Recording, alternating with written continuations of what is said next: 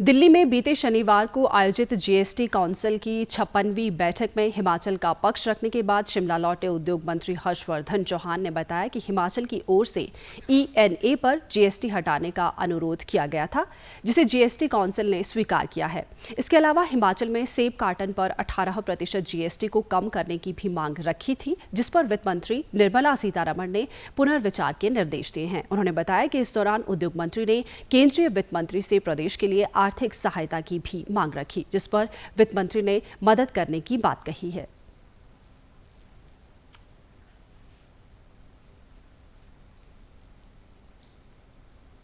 उस carton boxes है उस पे जीएसटी जो है वो 18% कर दिया गया है।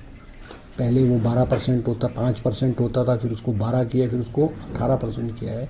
तो मैंने उनको एक बार दोबारा, क्योंकि हमारे इस क्लेम को रिजेक्ट कर दिया था जीएसटी काउंसिल ने, मगर मेरे विरोध करने पे फाइनेंस मिनिस्टर ने उसको फिटमेन कमेटी को दोबारा कहा है कि इसको रिकन्सिडर करे।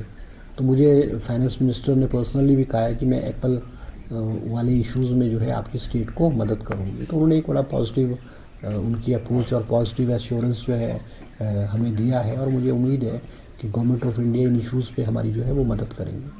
तो दूसरा, मैंने अनऑफिशियली जो है वो फाइनेंस मिनिस्टर से हिमाचल प्रदेश में जो आपदा आई है और जो और नुकसान हुआ है उसके बारे में भी उनसे पर्सनली रिक्वेस्ट की, और उन्होंने जो है आश्वासन दिया है कि हम हिमाचल प्रदेश की मदद करेंगे। आगामी 5 राज्य में होने वाले विधानसभा चुनाव का जिक्र करते हुए उद्योग मंत्री हर्षवर्धन चौहान ने कहा कि आने वाले विधानसभा चुनाव में भाजपा की स्थिति स्पष्ट हो जाएगी। उन्होंने चुनाव आयोग के फ्री बीज पर रोक लगाने के फैसले का भी स्वागत किया।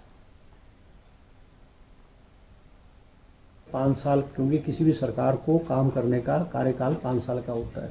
अब आप 5 साल तो काम नहीं करते, लास्ट के 4 महीने 6 महीने में जो आप वो घोषणाएं करते हैं जो इम्प्लीमेंटेशन नहीं होती है। जैसे भारतीय जनता पार्टी की पूर्व सरकार ने, जयराम सरकार, लास्ट के 6 महीने में आप 900 इंस्टीट्यूशन खोल गए, 5,000 करोड़ रुपए की देनदारी खड़ी कर गए।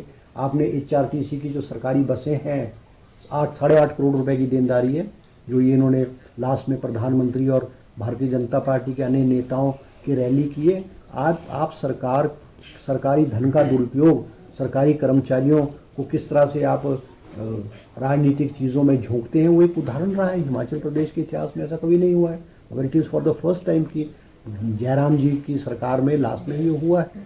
तो अब इसको बंद होना चाहिए, और सरकार ने, हिमाचल की जनता ने अपना फैसला सुनाया।